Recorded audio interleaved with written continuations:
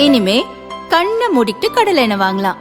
ஏன்னா மந்த்ரா கடலை எண்ணெய் இதயத்தின் தயாரிப்பு. வறுக்க பொரிக்க ஏன் எல்லா சமையலுக்கும் மந்த்ரா தான். மந்த்ரா கடலை எண்ணெய், அபார ருசி, ஆரோக்கியமான உடல் நலம். விஜய் அவர்கள் மறைந்த விஜயகாந்த் போல உறுதியாக தாக்கத்தை உருவாக்குவார். அந்த தாக்கம் ஆளுங்கட்சியாகிய திமுகவிற்கு மிகவும் பெரிய பாதிப்பை ஏற்படுத்தும். சிஎம் பிரச்சாரம் பண்றாங்க, தொடர்ச்சியா என்ன சொல்லி பிரச்சாரம் பண்றாங்கன்னா, உங்க மேலெல்லாம், அதாவது கூட்டணி இருக்கிற தலைவர்கள் மேலெல்லாம் வழக்குகள் இருக்கு, அதன் மூலமா அவங்களுக்கு எந்த பாதிப்பும் ஏற்படக்கூடாதுக்காக இப்படி தேர்ந்தெடுக்கிறாங்க அப்படின்னு. இல்ல, இன்னொரு வார்த்தை, ஒரு முதலமைச்சர், நீண்ட நாள் அனுபவம் உள்ள ஒரு அரசியல் தலைவர், குற்றம் சாட்டப்பட்டவர்கள், அக்யூஸ்ட் என்பதற்கும் குற்றவாளி என்பதற்குமே,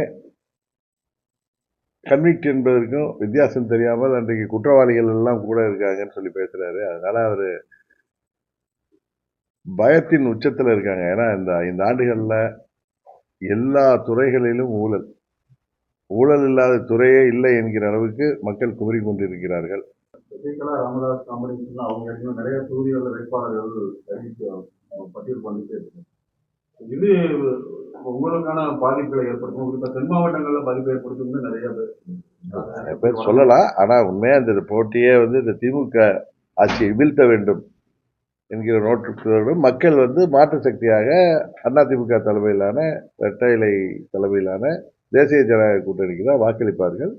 அதனால இது போன்ற புதிய கட்சிகள் வரவுகளோ சில இடங்களில் வேட்பாளர்களோ பாதிப்பது போல் தோன்றும். ஆனா கடைசி நேரத்தில் பார்த்தீங்கன்னா அது போன்று இருக்காது. தாவேகா தலைமையில ஒரு அணி அமைந்திருந்தால், பலமான கூட்டணி அமைந்திருந்தால் அது போட்டியாக இருக்கும்னு நான் முன்னே சொல்லியிருக்கேன்.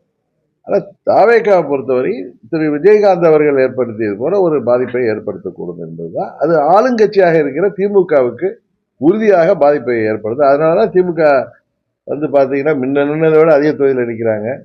இன்னொன்று பல கட்சிகளை சேர்த்துட்டு இருக்காங்க.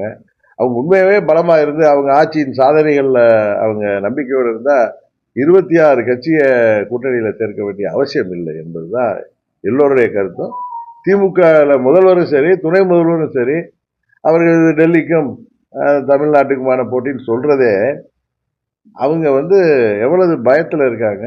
அவங்களுடைய பணபலம், அவங்க என்னதான் ஏழை எளிய மக்களை விலை கொடுத்து வாங்கலாம்னு நினைச்சாலும் இந்த தேர்தலில் உறுதியாக 2001 போல 2011 போல திமுக அணி தோல்வி வரப்போவது உறுதி.